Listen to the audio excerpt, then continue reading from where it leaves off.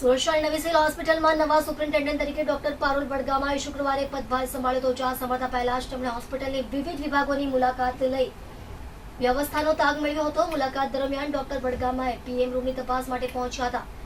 ત્યાં આસપાસની ગંદકી અને અવ્યવસ્થિત સ્થિતિ જોઈ તેમણે નારાજગી વ્યક્ત કરી હતી. તેમણે તાત્કાલિક ધોરણે સફાઈ કરવા અને પીએમ રૂમને વધુ વિશ્વાસ તથા સુવિધાયુક્ત બનાવવા અધિકારીઓને સૂચના આપી હતી. આ દરમિયાન ડોક્ટરો અને અધિકારીઓની ટીમ ડોક્ટર પારુલ વડગામા સાથે ઉપસ્થિત રહી હતી. પદભાર સંભાળ્યા બાદ ડોક્ટર વડગામાએ જણાવ્યું હતું કે હોસ્પિટલની સેવાઓ વધુ સુચારુ બને, દર્દીઓને સમયસર સારવાર મળે અને સફાઈ વ્યવસ્થામાં સુધારો થાય તે તેમની પ્રાથમિકતા રહેશે. નવા સુપ્રિન્ટેન્ડન્ટે હોસ્પિટલની કામગીરી વધુ સુચારુ બનાવવા અને દર્દીઓને વધુ સારી સુવિધા મળે તે માટે પ્રયાસો કરવાની ખાતરી આપી હતી.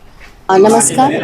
આજે સુરત સિવિલ હોસ્પિટલ ખાતે વિવિધ વિભાગો અને ખાસ કરીને પોસ્ટમોર્ટમ વિભાગની વિઝિટ લીધી છે, જેમાં મારી સાથે ડૉક્ટર કેતન નાયક આરએમઓ શ્રી તથા ઇકબાલ કડીવાલાજી નર્સિંગમાંથી, એની સાથે સાથે પીઆઈયુ વિભાગના વડા અને સાથે સાથે સફાઈ કામગીરીઓ અને સમગ્ર ટીમ જોડાઈ હતી.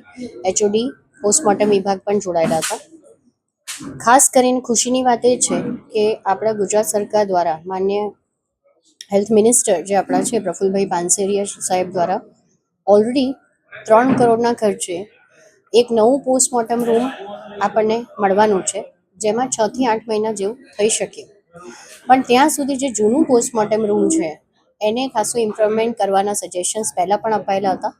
તો એમાં શું બીજો સુધારો કરી શકાય એના માટેનો આજે રાઉન્ડ હતો, જેમાં બહાર પોસ્ટમોર્ટમ રૂમની બહાર લાઇટ્સથી માંડીને, સફાઈથી માંડીને, ત્યાં બેસવાની વ્યવસ્થાથી માંડીને, એનું બહારનું જે પ્લાસ્ટર નીકળી ગયું છે, અંદરની ટાઇલ્સ તૂટી ગઈ છે, સ્ટોરેજ યુનિટ અમુક કામ નથી કરતા, અમુક એસી કામ નથી કરતા, અમુક ઇન્સેક્ટ ક્લિનિંગ મશીન કામ નથી કરતા, એ બધું જે અમુક વ્યવસ્થાઓ નથી, દરવાજા અમુક તૂટી ગયા છે, તો એ બધાનું રિપેરિંગ અને એને ઇમ્પ્રુવમેન્ટ કરવા માટેના સૂચનો આજે આપ્યા છે. અને મોટાભાગે 7 થી 10 દિવસમાં એ કામ પતી જશે. એનું ફોલોઅપ કરવા માટેની બી ટીમ બનાવી દીધી છે.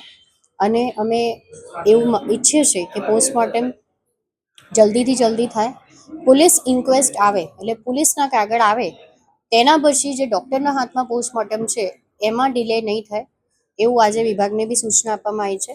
અને બધાએ સાથે મળીને રાઉન્ડ લીધો છે અને ઓવરઓલ 1 બાય 1 દરેક ડિપાર્ટમેન્ટની આ રીતે અઠવાડિયામાં 2-3 દિવસ વિઝિટ કરશું, જેથી કરીને 1 બાય 1 દરેક ક્ષેત્રમાં ઇમ્પ્રુવમેન્ટ લાવવાની કોશિશ આપણે કરીશું.